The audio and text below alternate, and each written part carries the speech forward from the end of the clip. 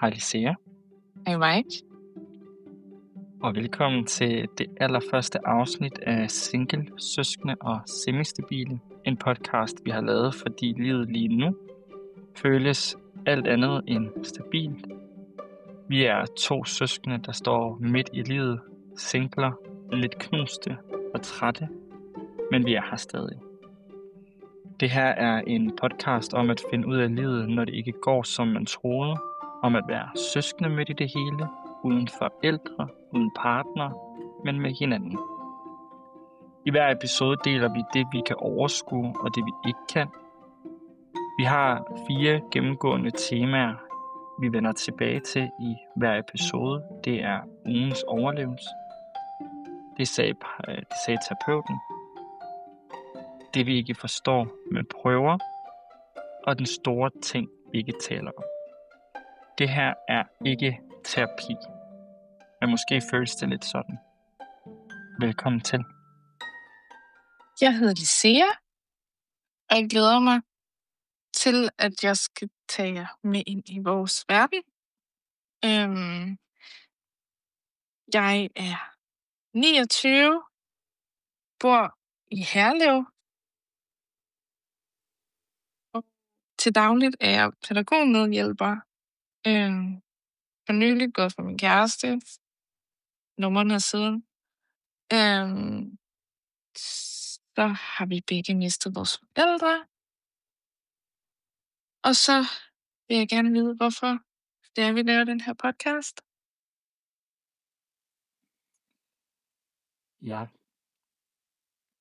Vi har besluttet os for at lave den her podcast, fordi at vi måske tænker, at det kan være med til at få folk til at føle sig lidt mindre alene. Og så har vi faktisk også, synes jeg, nogle af de vildeste samtaler, når vi snakker i telefon sammen. Og nu optager vi dem og deler dem med andre, så de ikke skal føle sig helt så alene. Og jeg hedder Mike, og jeg er 32 år gammel.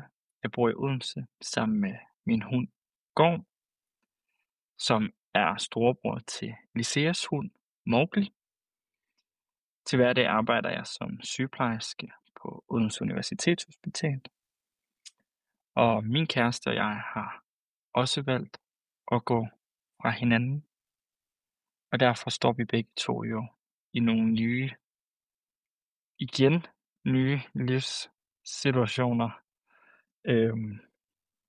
Og det vil vi jo tage lidt med ind i, og også forhåbentlig på et tidspunkt snakke eller høre fra andre, hvordan de nogle gange klarer sig igennem de her svære situationer.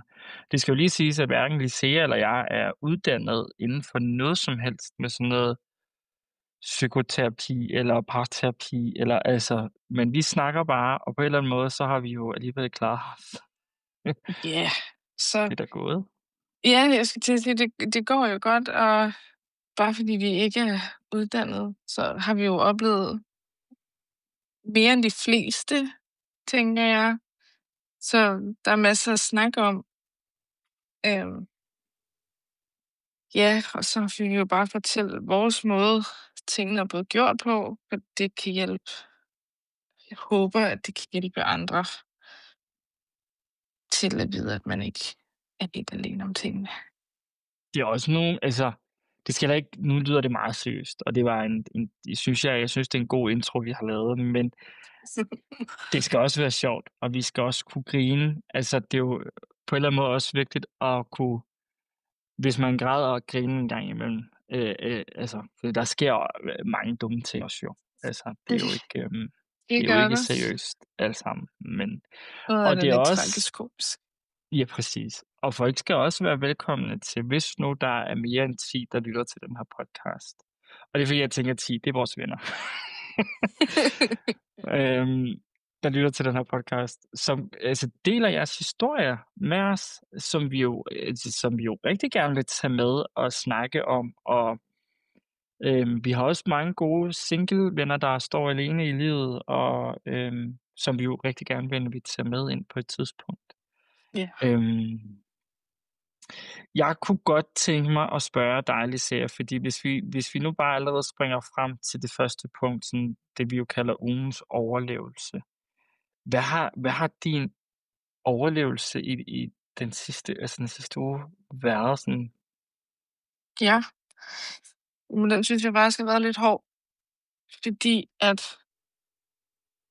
så alle er med. Jeg har noget, der hedder endometriose, som er en kvindelig sygdom, der gør, at når jeg har min menstruation, så har jeg enormt mange smerter. Øhm, og jeg er lige nu i udredning for, hvilket medicin jeg skal have, og hvad jeg kan tåle.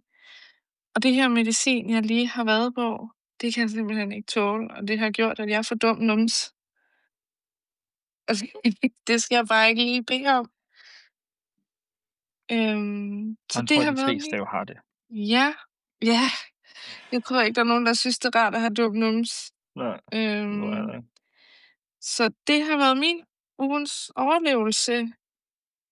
Vi kan jo også på en eller anden måde være lidt oplyst, for jeg kan jo fortælle lidt mere sådan, fagligt om, hvad en endometriose er. Og det er jo sådan en kronisk, ofte meget smertefuld, som du beskriver det, sygdom, hvor væv, der ligner livmoderens slimhinde, endometriet, vokser uden for livmoderen. Og det kan jo så sætte sig på æggestokke, æggeleder osv. osv. Men der er en af symptomerne jo menstruationssmerter, og så vidt jeg husker, at det er jo noget, du altid har haft, altså meget, meget voldsomme menstruationssmerter. Det har jeg også. Det startede, da jeg var meget ung.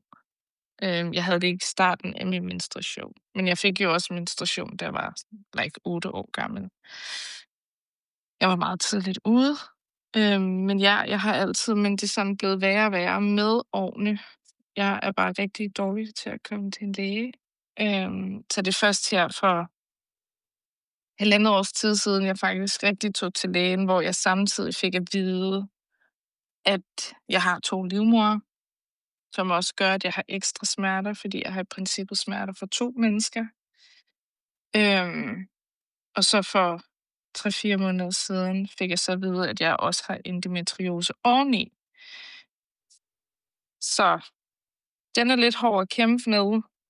Øhm, og samtidig har jeg så også svært ved at få børn. Som jo helt sikkert vil blive et emne, vi skal snakke om på et Det kommer tidspunkt. også til at ske. Jeg kan i hvert fald ikke få børn naturligt. Eller jeg skal sådan have hjælp, ikke? Altså, i fertilitetsbehandling. Men det kan vi tage på et andet tidspunkt. Jeg tænker, vi også gerne vil høre, hvad din ugens oplevelse har været. Overlevelse. Overlevelse, ja, det kan man kan godt kalde det en oplevelse. Ja, Det kan man godt. Jamen, altså, det har jo været sådan generelt for mig, det er jo meget nyt med, at min ekskæreste og jeg er i hvert fald flyttet fra hinanden. Så der er jeg tror, jeg har haft mange følelser den forgangne uge. Alt er sluttet på en rigtig god måde mellem mig og min ekskæreste, og der er ikke no hard feelings. Men jeg var ude at handle til noget aftensmad, og ender med at stå op i Netto og græde for altså fuld smadret. Og det eneste, jeg endte at få med hjem, det var en kartoffelsalat. Og det er jo tragisk, for jeg kan ikke lide kartoffelsalat. Så så jeg ved simpelthen ikke, hvad det var, jeg havde tænkt på. Men altså, det er jo også en sejr. det er det. Ja, Og en kæft, hvor er det skide hårdt. det er pissehårdt. Ja. Altså, jeg ved ikke, hvor meget man må bande i podcast. Jeg ved ikke, om der er regler for det. Men det er virkelig pissehårdt. Ja, det Altså, er og det. selv når man, som i vores tilfælde, har vi jo gjort det på en virkelig, virkelig fin måde. Altså, vi er jo ikke uvenner, og vi har ligesom skilt vores ting ad på en fin måde, og vi snakker sammen, og han kommer herhjem i overmorgen, fordi jeg skal have et spisebord, jeg ikke kan være hjemme til at tage imod. Altså, så vi har virkelig sluttet på en fin måde. Øhm, Men det er virkelig en omvæltning at skulle altså og det leder mig lidt til det næste spørgsmål i det her det næste emne, det vi ikke forstår, fordi det her med at starte forfra i 30'erne. Fordi du er Åh, jo ikke man kan sige, du er jo ikke fyldt 30 endnu, Lisea. nej. Nej, Er der lige om lidt. du er der lige om lidt. Men Mindre end et halvt år. har du tænkt over det her med at skulle starte forfra? Jamen, jeg synes, det er hårdt, fordi jeg ikke er der, hvor jeg gerne vil være. For da man var yngre, ikke ung, for det er det stadig. Da jeg var yngre, der havde jeg jo en tanke om, at når jeg blev 25, så var mit andet barn på vej, og jeg var gift, og jeg havde hus, og alle de her ting. Og her står jeg og er single, og ikke har et hus, og ikke har børn, og ikke lige foreløbig børn på vej. Fordi at så skal man skal finde sig selv, og hvem man gerne vil være, og man skal mærke efter, og man har 20 forskellige følelser i kroppen. Og det er jo også noget, man skal have styr på, før man ligesom bare springer ud i, det ved jeg ikke, det hele-agtigt. For man skal huske at have sig selv med. Det synes jeg er rigtig vigtigt, for jeg er rigtig god til at miste mig selv på vejen. Når jeg ligesom bare tager nogle spontane beslutninger, som jeg er virkelig god til. Øhm, så jeg synes jo sådan, at det er svært at stå i, og at jeg skal acceptere, at jeg ikke er der, hvor jeg gerne vil være nu som næsten 30-årig. At man skal starte helt forfra og finde en ny, måske en ny kæreste. Det håber jeg jo selvfølgelig, at jeg får på et tidspunkt. Men nok ikke er lige der, hvor det skal være nu og her. Men alligevel savner man jo også lidt den der omsorg og kærlighed og den der tosomhed, man har med et andet menneske. Altså, for det er bare lidt noget andet, når man kommer hjem til en og sådan, hej skat, hvordan er din dag gået? End det er at komme hjem til min hund, som ikke kan sige et ord. Det kan han godt. Jeg forstår det bare ikke. Han snakker meget. Det gør han. Han har mange meninger til alt. Det Øhm, er den der følelse af at være bagud end ens venner. ja, Altså, ikke? Altså folk i 30'erne får jo børn og har købt, altså rigtig mange af venner og bekendte, synes jeg jo har købt hus og bil og har ja, fået deres første barn, og vil gerne have nummer 2 barn. Jeg tror, det jeg sådan har den der følelse af, som jeg tror måske kan være svær at forstå, men misundelsen. ja, Altså, hvor er jeg misundelig over mange af de ting. Og det er jo ikke, fordi man ikke under dem det. Man under jo alle mennesker, langt de fleste mennesker under jeg jo noget godt. ja. Altså, det skal jo ikke lyde som om jeg er sådan, men jeg kan godt virkelig nogle gange sådan, specielt nu, hvor man står i sådan en sårbar situation og er blevet alene, være misundelig over, at min gode veninde har verdens mest nuttede barn og en lækker mand, og jeg ved jo godt, det hele er ikke rosenrødt, fordi det er det jo sjældent. Altså, det er det i starten, når man er forelsket, nyforelsket, men der er jo altid bump på vejen. Men jeg kan godt være misundelig over, at der bare er nogen, der klarer den, selvom alt ikke er rosenrødt. Altså, øhm, og det at være alene uden at have en plan, altså hvor er det frustrerende. Ej, helt vildt, hvor er det dog svært. Ja, ja, Bare skal stoppe og være sådan, "Nå, men jeg må bare tage 1 time ad gangen." ja. Og så må man se, hvad der kommer ud af det. Og så kommer man hjem, og så starter det jo forfra, Det ikke? gør Altså, det. fordi der er jo ikke lige pludselig en mand, der står Midt i din derhjemme stue. midt i min Hej. stue og har gået tur med min hund. Altså, Ja, det er jo altså eller så noget det der med aftensmad. præcis, Ja. eller handlet ind, eller gjort toilettet rent, eller altså, Ja. det starter bare sådan ligesom forfra. Og jeg må sige, fordi nu er jeg kommet på datingmarkedet, Jeg er på Tinder, og jeg synes, det er så svært at finde ud af. Jeg synes, det der med, at så er der nogen, der skriver i deres profiltekst, det synes jeg simpelthen, vi skal have en snak om alle sammen.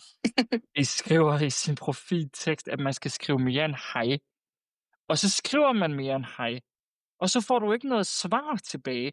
Hvor er det dog uhøfligt? Er der nogen, der gør det? Ja, Nej. jo, det er da...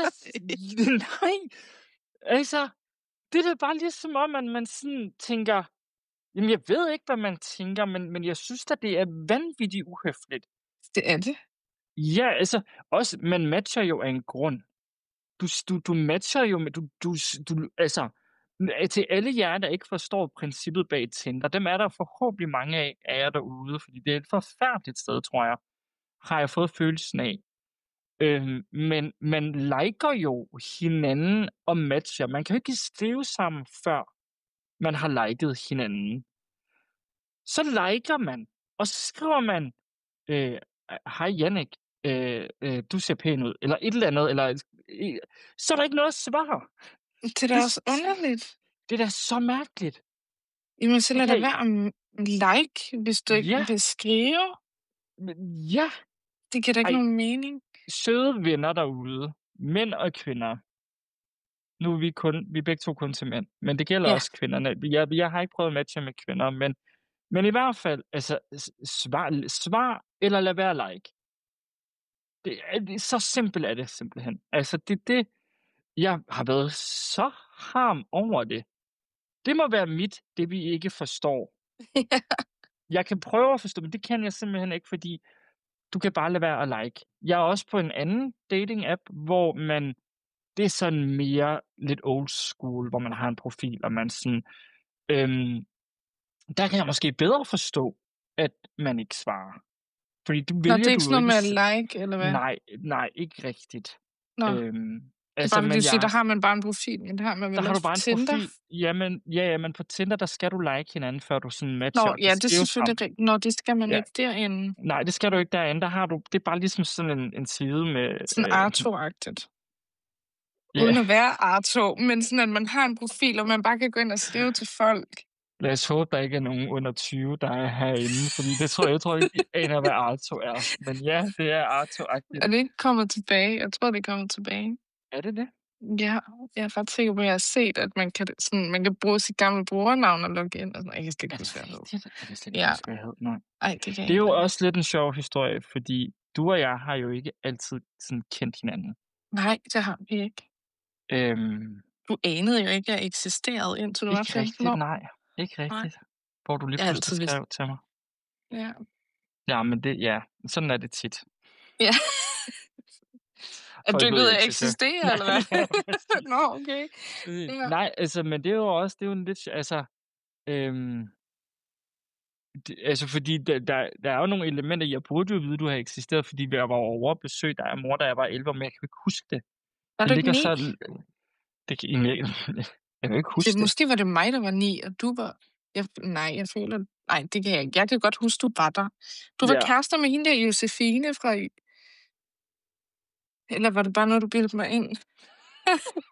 det der Jesus og Josefine. Ja, hende tror jeg aldrig, jeg har været kærester med. Ej, så du løj for mig? Jamen, jeg Ej, dit skiderik. kan jo ikke sidde her og tage ansvar for noget, jeg ikke kan huske. Men det er da 100% gjort. Jeg kan huske, du sagde til mig, at du var kærester med hende der Josefine fra Jesus og Josefine, den der julekalender. Men det er meget sjovt, fordi hun var jo hende var meget forelsket som barn, så det kan jeg sagtens have bare bildt dig ind. Nej, en Men det var jo røver. først, ja, men der har været mange, tror jeg. Det ved røvere. jeg godt. Men jeg tror, det der jo er lidt specielt i det, fordi vi er jo vokset op de første 4 eller 5 år af mit liv. Du har jo så været 3 år, tror jeg. 2 eller 3 år. Ja, Inden det du passer nok så godt. flyttede med vores mor til København, og vores far og jeg blev boende i Kolding. Ja. Og så havde vi jo ikke nogen kontakt egentlig sådan, udover der, hvor at vi jo så mødte hinanden, da jeg har været omkring 9, og du har vel været omkring 7. Ja, Og men det kan jeg ikke huske. var det der, hvor onkel fandt dig på en legeplads? Ja, det gjorde han. Ja. og tog dig med hjem meget pludseligt. Ja, det er Ham også løber en jeg meget fed lige. historie. Ja. Ja, men det er også sådan, Han, altså er, jeg han, var i hvert, han var mødt op, og så kunne han jo så åbenbart genkende mig. Og så ja. er det jo noget med, at jeg har fået lov til at komme over og besøge dig og mor og Mm. se jer. Og så blev vi jo ligesom adskilt igen. Ja, jeg Og jeg troede kun, du tror, var det der er en derfor, uges jeg ikke... tid. Ja, og jeg tror, det er derfor, jeg ikke husker det. Jeg kan Det skal sagtens så lige huske. siges, altså, fordi da du skriver til mig, der er 15, der kom det jo bag på mig, at du skrev, men jo mere vi har snakket om det siden, har jeg fået flere minder omkring det. Og det er vigtigt Ja, at sige. Jeg kan faktisk godt den dag i dag jo huske nogle ting derfra, men lige da vi begyndte at snakke om, kunne jeg simpelthen ikke huske det. Altså, det nå, lå så langt væk.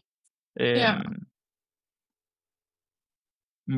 og det er jo selvfølgelig lidt specielt. Vi er virkelig ikke vokset op sammen, men de sidste, det er vi ikke. efter vores mor egentlig døde, så er vi blevet meget til det. Helt vildt til det. Ja. Du er den bedste ven i hele verden. Udover min bedste veninde. Ej, kunne du dog sige det tilbage? Hvor er du dog et uhøfligt menneske. Ja, det er, og tiden den skrider for os. Ja. Hej. Vi, vi hopper til det tema, der hedder, det sagde terapeuten, eller det sagde du til mig. Og det er jo fordi, at vi har ligesom besluttet os for nu, at vi fortæller ikke sådan, om vi går til psykologer eller terapeuter. Det er ikke det, det sådan skal handle om. Men der er jo nogle gange i ens liv, at man har nogle utrolig søde venner, der siger nogle gange nogle søde og gode ting til Ja, os. Og jeg oplevede jo, at jeg havde en sød veninde, der spurgte mig sådan i forhold til det her med at gå fra hinanden. Øhm, at jeg måske skulle tænke lidt over, om det, jeg sørgede over, var tabet af personen, eller over ideen om det liv, jeg troede, vi skulle have. ja, Øhm, og der er jeg jo der er jeg jo kommet frem til, at det er ideen over det liv, jeg troede, man skulle have, ikke? Fordi parforholdet på en eller anden måde jo var ulykkeligt til sidst. Altså det sidste år har jeg været dybt, dybt ulykkelig. Og det har jeg da mange af mine venner, og det har du jo også været med til været vidne til. ja, Og det tror jeg er en god ting måske. Altså det er et godt spørgsmål at stille sig, når man står i sådan nogle krisesituationer. Er det det ene, eller er det egentlig det andet? Er det decideret personen, man er ulykkelig over, eller er det det liv, man lige pludselig skal have uden personen, man måske er lidt ulykkelig over? Fordi det er jo nok nemmere ligesom at sige, okay, jeg er ulykkelig over, at vi ikke fik børn, og ikke blev gift, og at jeg planlagde jo at fri i Paris, det fik jeg ikke rigtig lov til, og sådan, det her liv, jeg har haft, kan jeg jo godt få med en anden, og det er jo måske meget vigtigt at sige til sig selv. Ikke at jeg ikke elsker at holde af min ekskæreste, for det gør jeg. Han har gjort så mange vidunderlige ting for mig, men det sidste år gjorde han mig meget ulykkelig. Ja, og det tror jeg måske er sådan lidt terapeutisk sagt. Det tror jeg er meget fint at tænke over. ja. Men jeg synes også, det er svært at kende forskel på følelserne en gang imellem. Ja, hvordan? Jamen, altså, jeg har det jo meget med kærlighed og tryghed. Hvor at tryghed for mig jo, altså, jeg bliver dybt afhængig af det, og nogle gange har jeg svært ved at kende forskellen på, om det er kærlighed eller om det er tryghed. Så jeg synes, det er sådan svært, og sådan, fordi jeg har jo, altså, jeg har jo forskellige følelser fra time til time.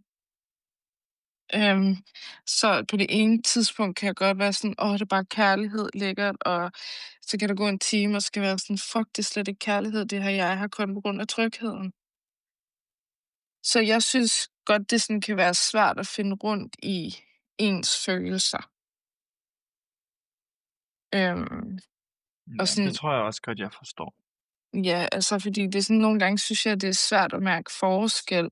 Ligesom det der, elsker man, eller er man kun forelsket? Og Mhm. sådan, altså, er jeg egentlig sur over det her, eller ked af det over det her? Sådan, jeg synes nogle gange, er det svært ligesom at skelne mellem, hvad der har været, Ja. og sådan finde ud af, elsker jeg overhovedet den her person, eller er det bare ren tryghed? Det synes jeg har svært ved. Så du Jeg så kom, sørger på en eller anden måde sådan mere over trygheden? Altså, ja, Det er mere trygheden for mig. Altså, selvfølgelig vil jeg da gerne elskes, og jeg vil gerne elske, men hvis jeg har tryghed nok, så kan jeg nærmest finde mig i alt. Ja. Hvilket jeg selvfølgelig ikke skal. Det har vi konkluderet mange år nu med et par ekskærester efterhånden. Men sådan, altså, jeg har svært ved at forlade det, når jeg er tryg i det, fordi jeg ved, hvad jeg får. Jeg kender det sådan, og uanset om det er godt eller dårligt, så ved jeg jo nærmest, hvad jeg kommer hjem til. Eller hvad jeg kommer hjem til. Ja, og så kan det godt være ulykkeligt for dig, men så længe det er trygt, og så længe du ved personen på et eller andet altså, fordi du har jo også været, i et forhold, hvor der var enormt meget utroskab fra din partners side, ikke? Og Helt det enormt. accepterede du, Ja, fordi ja, jeg du var lå tryg. jo derhjemme hver weekend og vidste, hvad han lavede. Ja, Og kom hjem og sov, og lige snart han kom hjem og sov, så var det som om, jeg nærmest havde glemt alt, hvad han havde været ude at lave. Den aften eller den dag, sådan. Fordi jeg var tryg, men der var jeg også meget afhængig af den her person, at det var ja, meget usundt for ja. mig at være i. Øhm, Har du haft nogen sådan sunde forhold? nej, Nej, det er jo meget interessant. Det kan godt være, at vi skal have en psykolog med på et tidspunkt. nej, det synes jeg Nej, ikke. nej, men det er da også bare så meget i orden. Ja, nej, jeg har ikke. Tænker jeg jo lidt, men det har jeg jo ikke. At det har jo altid Nej, været sådan, altså det har jo været helt fantastisk i starten, indtil det så ikke er det mere. men ja. Øhm, ja, men det synes jeg jo er svært. Det går måske lidt ind under den store ting, vi ikke taler om, altså svigt, ikke? Fordi Mm. jeg tror, vi begge to, og det tror jeg, der er rigtig mange derude, der oplever svigt, både sådan i den nære relation, øhm, og det kommer vi helt sikkert til at snakke mere om, men du har jo også haft meget svigt i dit liv, Det har jeg. øhm, men det fortsætter jo. Altså, du lader det også på en eller anden måde sådan fortsætte med Ja, at lade dig blive svigtet, ikke? jeg Altså, bliver lidt i den dårlige cirkel. ja. Og jeg er ikke så god til at tage det ind, som er godt for mig. Nej. Altså sådan, hvis jeg er ikke så god til at møde nye mennesker, og jeg er ikke så god til nye ting. Jeg lider af angst, og det er bare angst. Jeg ved ikke, om det lyder af andet. Øhm, Jeg har lært, at der er forskellige former for angst også. det Altså, er der er der. ikke kun angst og social angst, men der er også mange andre angstformer. Jeg Ja, ved ikke en altså skid om det, men jeg har angst for opkast, men jeg har også angst for vådt papir. Jeg ved godt, det er underligt, men jeg kan ikke fordrage vådt papir eller vådt pap. Hold da magle, hvor jeg synes, det er ulækkert, og altså, det giver mig gåsehud, og jeg har lyst til at kaste op. du Og det, lærte jo mig ret tidligt, at fordi det er jo ikke nogen hemmelighed, at der er nogle ekstra kilo på sidebenene. Og du nej, sagde jeg tror, du sagde til mig på et tidspunkt, og det var der, hvor jeg lærte, at du havde den her angst for vådt papir, at jeg skulle bare smide noget papir oven på din mad, fordi så ville du simpelthen ikke spise mere. nej, Så når jeg jo synes, du har fået nok at spise, ja, så smider jeg jo noget papir ovenpå, fordi så ja, bliver du lidt vådt, så og så rører jeg det spiser du ikke. ikke mere. Nej, rør det Nej, ikke mere. fy for, det skal jeg ikke jo. Jeg hader virkelig papir. Altså, Ja. og så får jeg jo tit spørgsmålet, hvordan tørrer du dig så? Men det har jeg ikke noget imod. Jamen, det Ej, er rigtigt. ej, Det det er får jo jeg ja, tit, det når folk hvorfor er får du sådan, de spørgsmål? Hvorfor stiller folk sådan nogle spørgsmål? det ved jeg ikke, meget privat, men de er Men jeg sådan, vil godt hvordan altså, tørrer du dig så? ja, jeg vil faktisk også godt have svaret. Ja, i starten brugte jeg vådservietter. Ja. Ja, men Men jeg må man synes, smide dem ud i toilettet? at Det tror jeg ikke, man må. i princippet nej. Ej, Lise, du har dræbt en masse skildpadder.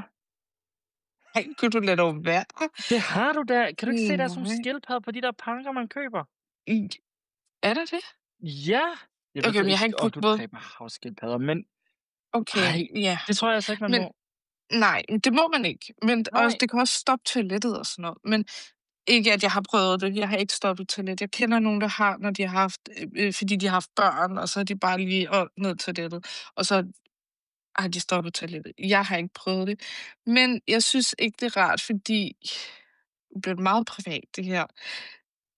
Det er meget fugtigt bagefter. Sådan, fordi det er en vådserviet, du propper på noget vådt. Ja. Så man føler sig meget fugtig. Ja. Så nu har jeg sådan, jeg ved ikke, hvordan jeg skal forklare det.